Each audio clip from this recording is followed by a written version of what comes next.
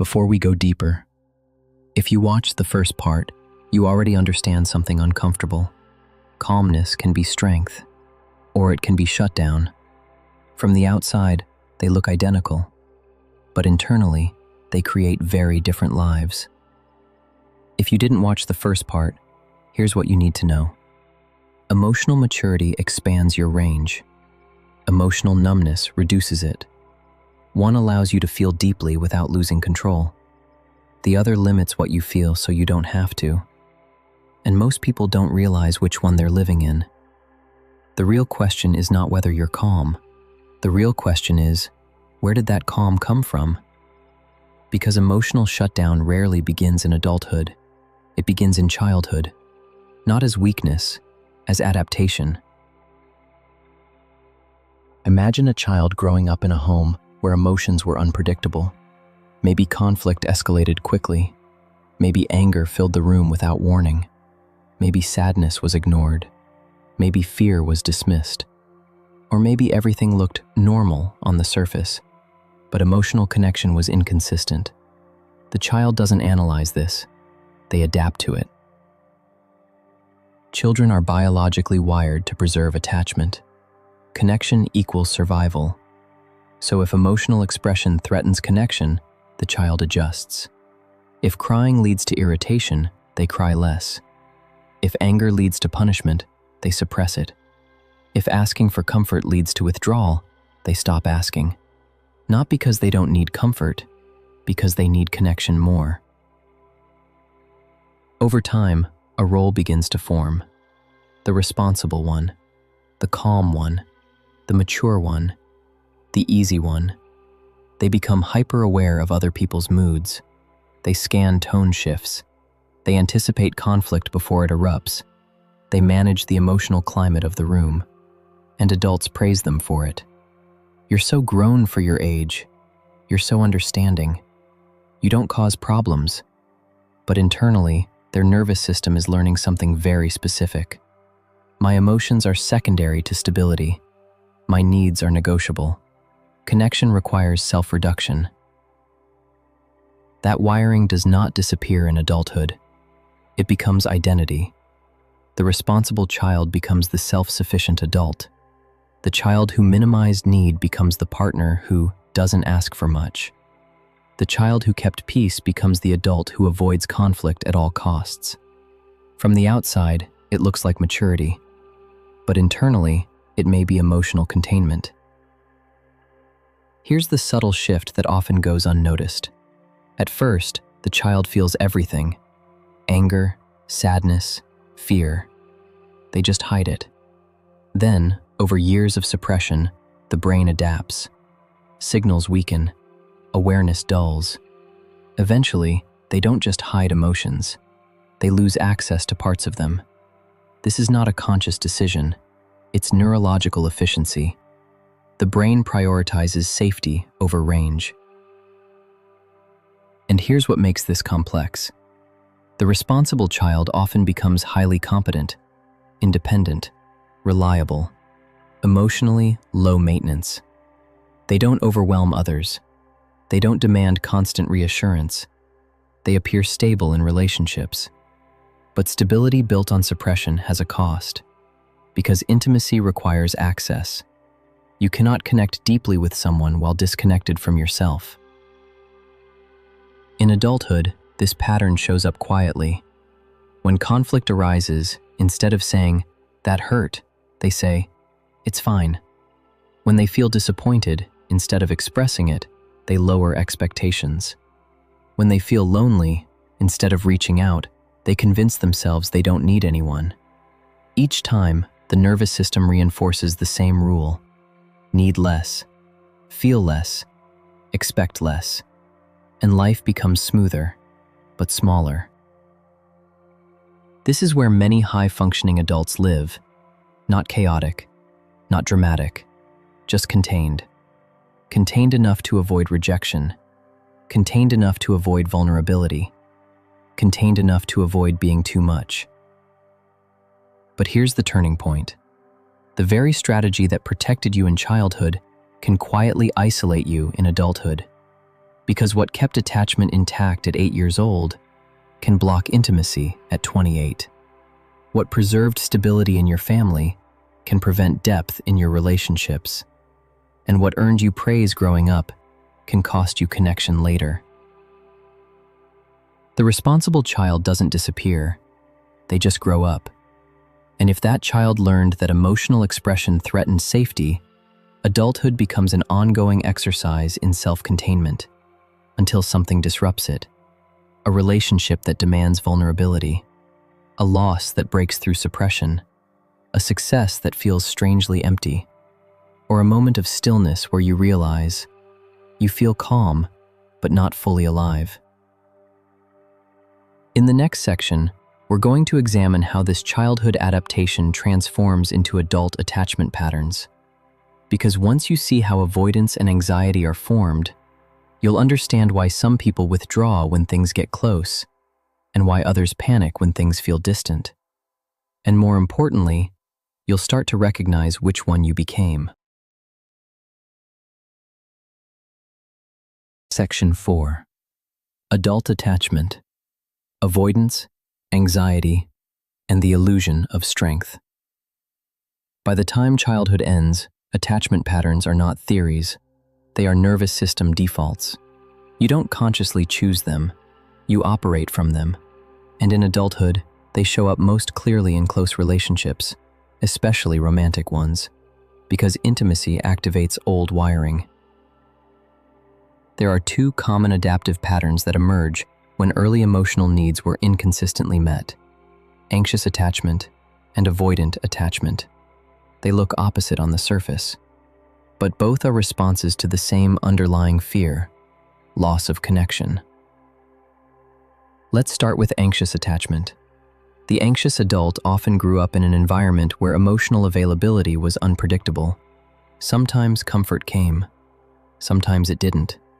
Sometimes love felt present, sometimes it felt distant. The nervous system learned uncertainty, so as an adult, closeness feels good, but fragile. If a partner pulls away slightly, anxiety rises. If a text goes unanswered, the mind searches for meaning. If tone shifts, alarm activates. They feel deeply. They react visibly. They seek reassurance, and society often labels them too emotional. But anxious attachment is not numb. It is hyperactivated. Emotion is loud. Fear of abandonment is intense. Connection is urgent. Now contrast that with avoidant attachment. The avoidant adult often learned early that emotional needs were minimized, dismissed, or inconvenient. So instead of amplifying emotion, they reduced it. Instead of pursuing reassurance, they learned self-containment. Instead of protesting distance, they learned detachment.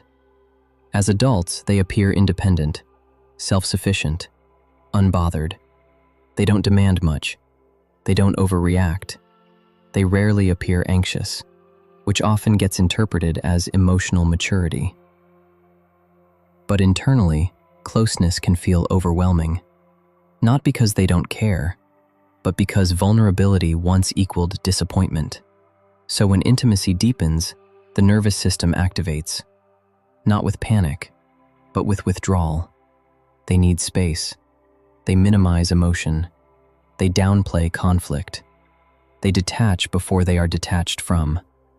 Anxious individuals move toward connection when afraid. Avoidant individuals move away. One floods, one flattens. Neither is fully regulated. Here's the key distinction. Emotional maturity can tolerate closeness without panic and distance without shutdown. Anxious attachment struggles with distance. Avoidant attachment struggles with closeness. And emotional numbness often hides inside avoidance.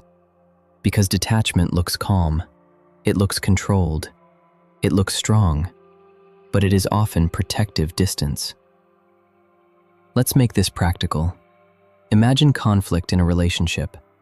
The anxious partner says, "Why are you pulling away? Did I do something wrong?"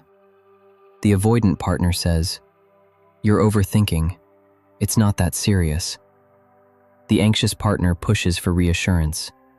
The avoidant partner withdraws further, and both feel misunderstood. The anxious person feels abandoned. The avoidant person feels pressured. Neither sees the underlying nervous system activation. One is hyper-aroused. The other is deactivated. And if avoidance becomes chronic, emotional numbness can develop. Because distancing repeatedly dulls emotional access, it becomes easier not to feel deeply than to risk being disappointed. This is where the illusion of strength becomes dangerous. Avoidant calmness is often praised.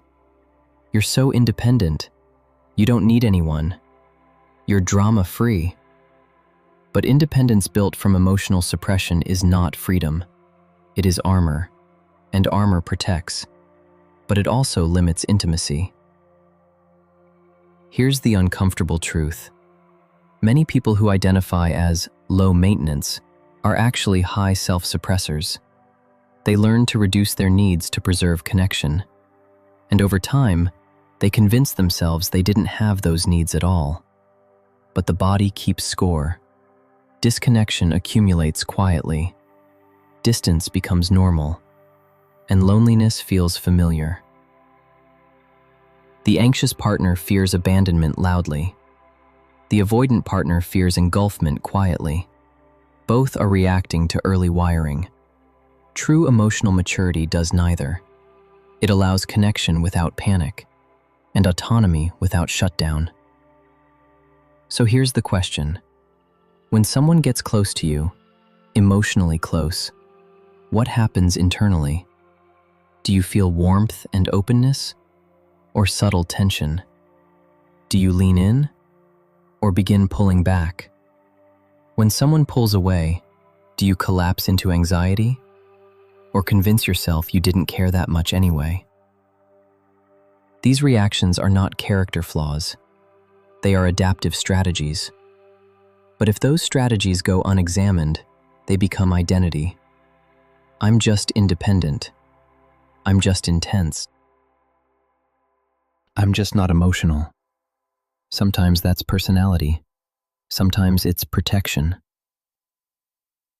In the next section, we move beyond relationships. Because numbness doesn't only show up in love, it shows up in achievement, in ambition, in success, and in the strange emptiness that can follow both failure and accomplishment. And that's where high-functioning numbness becomes most visible. Emotional numbness does not only appear in relationships, it appears in ambition, in productivity, in success, and sometimes it hides there more convincingly, because achievement is rewarded. There is a specific profile that rarely gets questioned: high-functioning, disciplined, goal-oriented, resilient under pressure. They push through stress. They don't complain. They perform. From the outside, they look strong. Internally, something more complex may be happening. Achievement activates dopamine. Deadlines activate adrenaline. Pressure activates cortisol. When someone grows up in an environment where emotional needs were minimized, productivity often becomes the safer focus. Performance replaces vulnerability. Competence replaces expression. Success becomes proof of worth. And the nervous system learns something subtle. Accomplishment equals safety. Emotional exposure equals risk. So energy shifts toward what feels controllable. Work, goals, output. For a while, this works. Stress feels motivating. Ambition feels purposeful. Progress feels satisfying. But the nervous system adapts to chronic stimulation. Dopamine baselines recalibrate. Cortisol tolerance increases. And what once felt rewarding begins to feel neutral. The promotion happens. The applause comes. The milestone is reached. And instead of joy, there's a brief spike, then flatness. Not devastation, not depression, just muted response. Many high achievers misinterpret this. They assume they need a bigger goal, more progress, more momentum. so they escalate. But the issue isn't ambition, it's emotional access. When emotional suppression has been practiced for years, it doesn't only apply to sadness, it applies to pride, excitement, contentment. The system that learned to dull disappointment may also dull celebration. This is emotional blunting. It doesn't remove functionality, it reduces intensity. Life becomes efficient, but not vivid. Here's the quiet pattern. Stress is tolerated easily. Rest feels uncomfortable. Silence feels unfamiliar. Stillness feels exposing. So activity continues, because movement prevents feeling. High-functioning numbness often looks like discipline, but sometimes it's avoidance with productivity. As long as you are achieving, you don't have to examine whether you feel connected. As long as you are progressing, you don't have to confront whether you feel fulfilled. And here's the paradox. The same independence that made you competent can isolate you from emotional depth. The same resilience that helped you survive can prevent you from softening. The same drive that built success can distract from emptiness. Imagine sitting alone after a major accomplishment. No distractions, no notifications, no audience. Just silence. What do you feel? Pride? Gratitude? Relief? Or distance? If the emotional response is shallow or short-lived, that isn't ingratitude. It may be neurological adaptation. When your system is trained to prioritize control and minimize vulnerability, even joy is approached cautiously. Because joy requires openness, and openness once felt unsafe. This is where many adults become confused. They are not unhappy. They are not chaotic. They are not visibly struggling. They are just not deeply moved, not deeply excited, not deeply connected. Flatness can masquerade as maturity, especially in professional environments. But maturity expands emotional range. It does not compress it. The cost of chronic suppression is subtle. Less disappointment, but also less delight. Less heartbreak, but also less intimacy. Less chaos, but also less aliveness. And if achievement has been your primary identity, this realization can feel destabilizing. Because if you are not your output, who are you? If success no longer fills the gap, what were you avoiding? In the next section, we move towards something even more uncomfortable: independence. Because for many people, independence is not empowerment. It is armor. And armor can become isolation. By now, a pattern should be visible. The responsible child grows into the self-contained adult. The avoidant partner calls distance independence. The high achiever calls numbness discipline. And the calm person calls shutdown maturity. None of this is weakness. It's adaptation. But adaptation has a cost, and that cost doesn't show up immediately.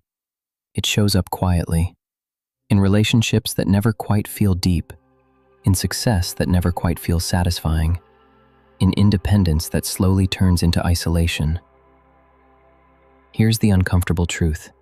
You can survive beautifully and still not be fully alive. You can function at a high level and still operate at reduced emotional range.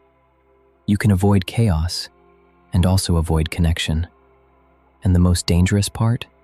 If numbness feels normal, you won't question it. You'll defend it. You'll call it strength.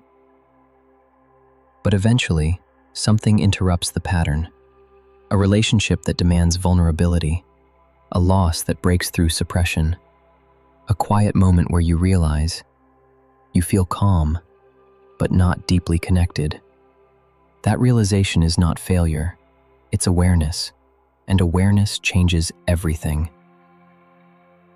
In the next part, we move into something most protective systems resist: restoring emotional range, not becoming dramatic, not becoming unstable, but becoming fully alive again. Because emotional maturity is not emotional silence. It is emotional access with stability. And if what you built was protection, you can rebuild something deeper. I'll see you in part 3.